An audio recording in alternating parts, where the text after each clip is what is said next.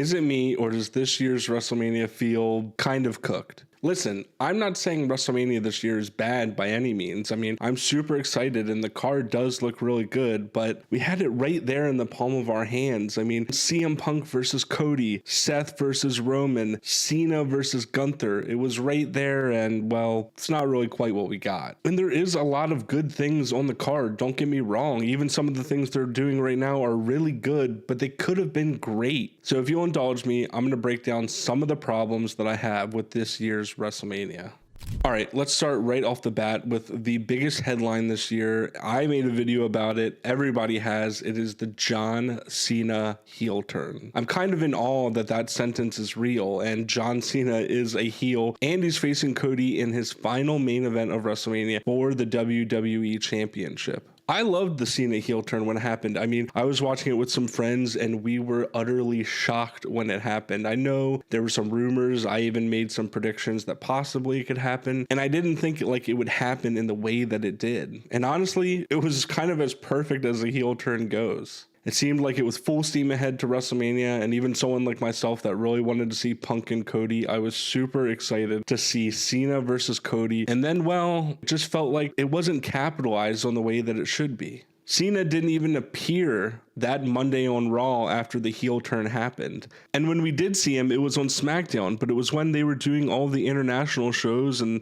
Raw was starting at 3 or 4 in the afternoon. People like myself were at work and I didn't really get a chance to watch it live. And the first couple promos were one-sided. First it was Cena would say something, then Cody would say something, but we never really got that head-to-head. Until a few weeks ago, we did finally get that Cody and Cena one-on-one back-to-back promo in the ring that we all wanted. And don't get me wrong, it was great. I mean, they both had some great lines in there, and it seems like Cena's reasoning for his heel turn is justified, and the crowd is still on Cody's side. But it just feels like we should have had that immediately after the heel turn happened. It feels like it should have been on that first Raw after the Elimination Chamber to really hammer it home. And I understand Cena has prior engagements with this filming schedule and the European tour and things like that, and I understand, and maybe this is just nitpicking, but I feel like it would have hit a little bit harder had we have gotten Cena addressing it right off the cusp of Elimination Chamber. And on top of that, we haven't seen The Rock at all. The Rock has just been totally MIA from the story, and he was a big part of it. At the time of recording, there is one more Raw and one more Smackdown before WrestleMania. Will we see the final boss and John Cena at those events? It also seemed like a lot of people were predicting new gear, new music for Cena, and I do like the way that he justified why he wouldn't change that. And I think it was a good move. I mean, if he would have changed his gear and come out with a new theme song, he probably would have gotten cheered. But also, I think it proves how strong of a character Cody is right now and how behind him the crowd is. That even after a big event like that, one of the biggest turns in wrestling history, Cody still has the crowd behind him. I think the match is going to be great. It definitely feels like a big main event. I'm really excited to see Cena and Cody. I think Cena might even walk away with it if I'm being honest. But it does feel like a little bit of a missed opportunity. It feels like Cena's heel turn could have been capitalized on a little bit more, but due to logistics and scheduling, it wasn't exactly the capitalization that I would have liked to have seen.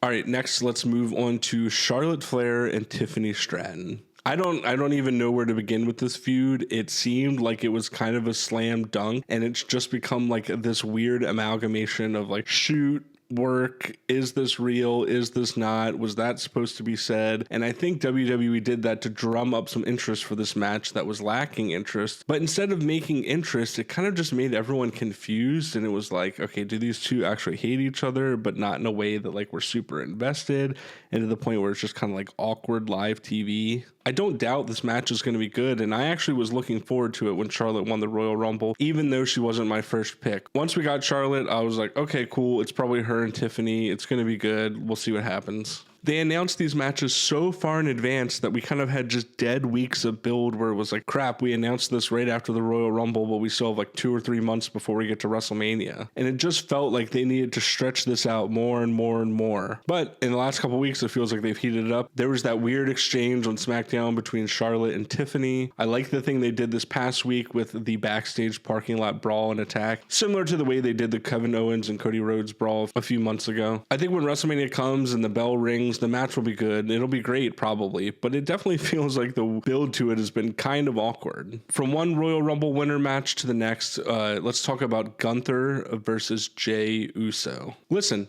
I get it. There was a lot of haters when Jey Uso won. I didn't hate, but at first I didn't get it, especially when there was a ton of other people that I feel like were in front of him in terms of potential winners. But as the time went on, I kind of liked it. Like I said in a video in the past, it was fresh, it was new. We always complain about the same people, so why not give Jey Uso a shot? Just see if it works or if it doesn't. And I think many of us wanted a bigger match for Gunther for WrestleMania. Many people like myself thought maybe Cena, maybe CM Punk, but Jey Uso felt like kind of a random choice, especially when we just saw him and Gunther wrestle at Saturday night's main event a few weeks prior. This match suffered the same thing that Charlotte and Tiffany has, where they announced it pretty much immediately after the Royal Rumble, and then they had basically 2 or 3 months left to build this match, and it feels like it's kind of dragged. Unlike Charlotte and Tiffany, they hit the nail on the head recently when they did the Gunther Jimmy Uso match, had Jade tied to the ropes, had Gunther completely bloody Jimmy. That is exactly what this feud needed, and it was the right time to do it, and I feel like it actually invigorated this feud and heated it up going into WrestleMania.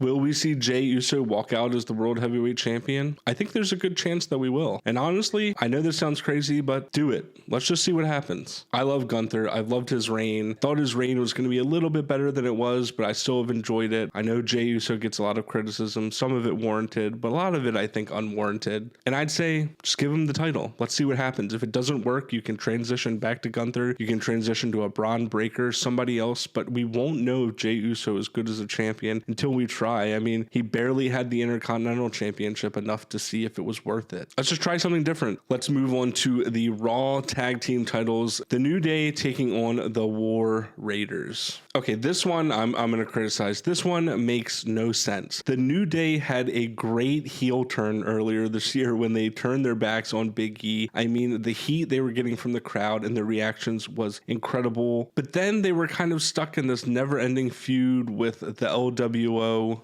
Meanwhile, the Viking Raiders won the titles and haven't really done much since. They feuded with the Creeds, but that was about it. It feels like the New Day should have won the tag titles 6 or 8 weeks ago after the heel turn and then done the rematch with the War Raiders at WrestleMania. It would have been great to see the New Day win the titles back in February and have held it up until now, and finally the War Raiders get a chance at the titles again. I know many people are predicting to see Big E at WrestleMania to cost the New Day the titles, but instead of costing them to win it, what if he cost them to lose them? We would have gotten New Day capitalizing on their heel turn, and we would have had a title change and a big moment for the War Raiders and a little bit of a shot in the arm for the tag division on Raw that it desperately needs. Especially when you see that the Smackdown tag team titles as of right now are not on the card. And this is a division that they've really been building up since the summer with the introduction of the Motor City Machine Guns, with the Street Profits heel turn, with the DIY heel turn. It seemed like they were building to this multi-man Smackdown tag team ladder match at WrestleMania, and as of right now that's not happening, but instead we're getting a barely built feud between the New Day and the War Raiders. That's no fault to them, it just seems like this whole thing was a little bit rushed. I'm sure the match will be great. I love the New Day. I think the War Raiders are missing a little something, and maybe having the contrast of a team like the New Day with the War Raiders is exactly what the Raw tag team division needs, but they need to do something post WrestleMania to really get this division going. But I would like to see the New Day win, but I also think that there's a chance that Big E does come out and cost them, and I think that would be a cool WrestleMania moment as well. All right, Logan Paul versus AJ Styles. I really don't have much to say about this. My thoughts are it's good to see AJ get another big singles match at WrestleMania, especially as his career is winding down. Obviously, I think Logan's going to beat him. AJ's a great guy that's going to make him look like $1 million. I know a lot of people are complaining like one of AJ's last WrestleManias against Logan Paul, and I get that, but I'm just happy to see AJ be in a marquee match at this point in his career. I mean, it is what it is. I'm sure it's going to be great. There's going to be crazy spots, and I don't know. I'm kind of indifferent to it. Jade Cargill versus Naomi. There's not a whole lot to say about this match. Obviously, Jade is coming for revenge on Naomi. I felt like her return at the Elimination Chamber was done really well. It seemed like we all kind of knew Naomi was the one that did it. But one thing I do want to spotlight is I feel like Naomi has really been carrying this feud. If you've seen some of the promos she's done, not only in the ring, but a couple of the backstage one, she has been like kind of killing it recently. Her kind of like crazy with the caution tape heel character has been really cool to see. I think obviously Jade's going to win this one. It is what it is. I'm happy for Naomi to get a big singles match at WrestleMania. I'm happy for Jade to get a big singles match at WrestleMania. I think it'll be good. Next, LA Knight versus Jacob Fatu.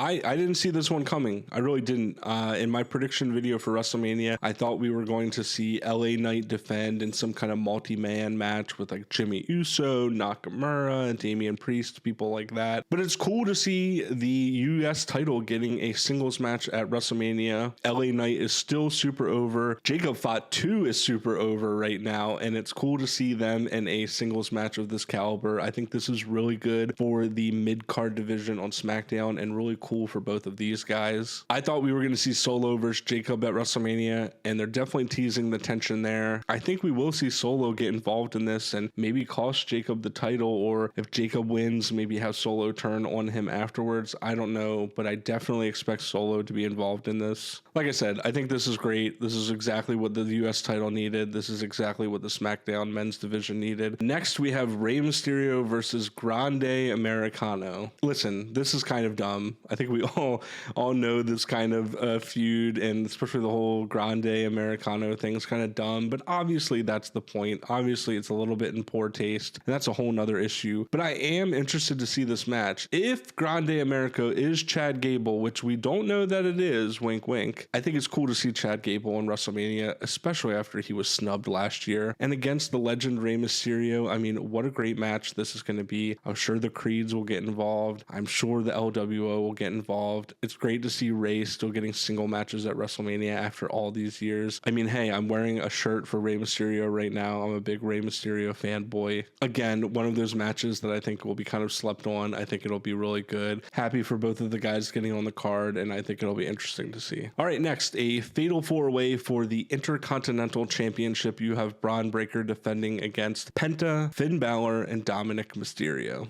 I don't have much to say about this besides that I think it's going to be really fun. I actually in my prediction video predicted that Dominic and Penta may cross paths at WrestleMania, and wasn't exactly the singles match I thought, but this does make sense as well. Obviously they've been teasing more dissension in the Judgment Day between Dom and Finn Balor, and this will just be a part of it as well. Penta's been a great addition to the roster. I mean, he feels like a superstar. He feels like that kind of next generation luchador after Rey Mysterio WWE's been searching for. Obviously Rey Fenix has joined the WWE as well. I think it'd be cool to see Penta's entrance at WrestleMania, and this is a great opportunity for Braun Breaker as well. I feel like Braun has had a good kind of gradual build over this past year. I think he's been a great Intercontinental Champion. We see him kind of in like this tweener role right now, and it actually kind of feels good and it feels cool. I think he's a great heel. I also think he has a ton of upside as a babyface as well. And my prediction is that we see Dominic Mysterio walk out with the Intercontinental Championship. I really, really want to see that. I think Dom, it's time for him to win a singles title on the main roster. I think now's the time to do it. I think Braun can drop it and move on to things like Money in the Bank, King of the Ring, up into that world title picture. I would love to see Penta win too. I think Penta would be a great option. Hell, even Finn Balor, but I don't know. He just takes losses all these days. What have they done to my boy?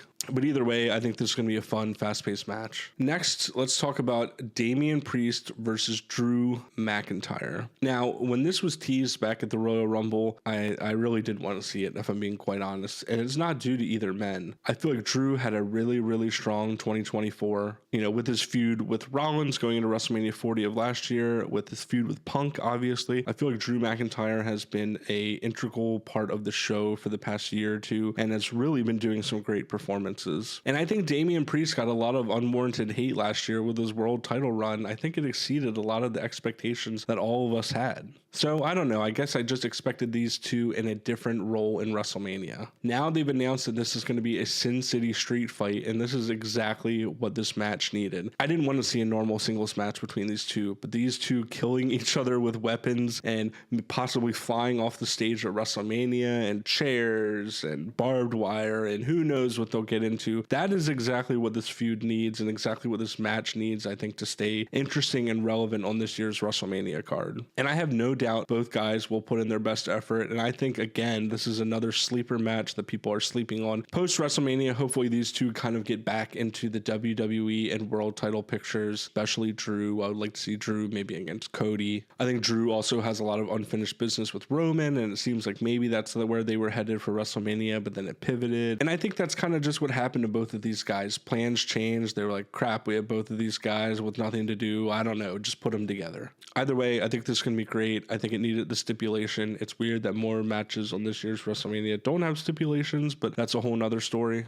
Liv Morgan and Raquel Rodriguez against Bayley and Lyra Valkyria. I didn't really like on this past week's SmackDown how Bayley and Lyra ran the gauntlet and basically just beat all of the pre-established teams that WWE had to happen for the women's tag team division. I get that they needed to give Lyra and Bayley like a little bit of a shot in the arm going into this match, especially because they were kind of thrown together tag team. But doing it at the expense of all the other teams just felt like, I don't know, kind of weird. It seemed like they were holding out hope that maybe Becky would come back and face Lyra. That's what I had predicted for WrestleMania. And then when that didn't happen, it seemed like things got shuffled around. I think Liv Morgan was like the MVP of the women's division this past year. So I'm glad that she has a title and some kind of story going into WrestleMania. A little bit thrown together, but happy for all the women involved. And yeah, I think this match will actually be really fun. Next, we have Randy Orton now versus TBA. Obviously, it was supposed to be Kevin Owens versus Randy Orton. It really sucks to see Kevin not be at this year's WrestleMania, especially after the feud he had with Cody and kind of feud that they've been building with Randy over the last couple of months. It's really sad to see them not be able to capitalize on it. But now we kind of have a fun, happy accident where Randy doesn't have an opponent, and there's a lot of speculation now that goes into that. I think this past SmackDown, them teasing it to be Solo is a red herring. No hate to Solo. I don't think anyone wants to see that. Will we see Randy Orton face Nick Aldis? It seems like they were teasing that. It seems like, Randy taking some personal shots at Nick Aldis kind of seemed like they may be going that way. But I don't exactly think that's what's going to happen. I think similar to Seth Rollins a few years ago, Randy will have a mystery opponent appointed by Nick Aldis, and I think that will add some intrigue into this match going into WrestleMania. There's always good to have some surprise. And I predict it will be one of the rumored signees that WWE has signed recently. Some returning stars like maybe an Aleister Black, maybe a Rusev, maybe someone from NXT. Maybe it will be Nick Aldis, a returning superstar from injury. I don't know. But I think the idea of not announcing it ahead of time and going in as kind of a TBA surprise would be good, especially if it's something that could capitalize on the hype. If it's going to just be someone like Solo, don't do a surprise, just announce it ahead of time. If you're going to do the surprise, it's got to be someone big. So I don't know. Let's just see what happens. A triple threat for the Women's World Championship. We see Io Sky defending against Bianca Belair and Rhea Ripley. I was really surprised when they did the title change where they had Io beat Rhea for the title clean in the middle of the ring. And I think this is exactly what they needed to get this feud into a triple threat. I love Rhea Ripley. I'm a huge Rhea Ripley stan, but I feel like she maybe needs like a heel turn or some kind of like edge to her character change. It feels like she kind of just is always on top on her feuds, and I feel like she just needs a little bit of a change of character. Same could be said for Bianca as well. It is really cool to see Io Sky walk into WrestleMania as champion for the second year in a row. And I'd like to see Io walk out of WrestleMania as the champion. Maybe have Rhea and Bianca distracted with each other, which allows Io to walk out with the win. I think Rhea and Bianca long term is the big singles match, and I think it's going to be cool to see it teased here in the triple threat. Maybe at SummerSlam, maybe at next year's WrestleMania, we could see those two get in the ring one-on-one for the women's championship. In the meantime, I really like this triple threat. I think Io is going to walk out as the champion. I'd like to see maybe a change of alignment or character for Bianca or Rhea post WrestleMania. And last but not least, one of the matches I have one of the bigger problems with, and hear me out as I get into it. CM Punk versus Roman Reigns versus Seth Rollins with Paul Heyman in CM Punk's corner. Like I said, I made a prediction video for WrestleMania after the Royal Rumble, and I predicted that CM Punk would take on Cody Rhodes for the WWE Championship. At least that's what I wanted to see, or possibly a triple threat with John Cena. At the Royal Rumble, they seemed to have teased this triple threat, and for me, I think the match is cool, but it didn't really feel like it made sense for this year's WrestleMania. Obviously, all three of these men's histories are interweaved for different reasons, for many different reasons. But it seemed kind of weird that a triple threat with nothing on the line would main event night one of WrestleMania. And well, that's exactly what we're doing. I personally wanted to see Seth and Roman one-on-one, and weirdly enough, I felt like that felt a little bit more justified to be the main event of WrestleMania Night 1, just because these two were the standard bearer of this past generation. The history was there. I know they have history with Punk as well. I do like everything they've done with the favor with Paul Heyman. I know some people say it's a little dramatic. I think it's something that the match needed. I think Paul walking to the ring with Punk and being in his corner adds an interesting dynamic. It's like, we saw Roman's reaction to it, and there's people speculating that maybe Paul could double cross both Punk and Roman and walk out with Seth, and I think that is interesting. But does Seth Rollins really need to be a Paul Heyman guy? I mean, I definitely think Seth needs to lean more into being a heel post WrestleMania, and he needs a little bit of a shakeup in his character. And likewise, like I've said in the past, I think Roman needs to continue to lose things to really redefine his character.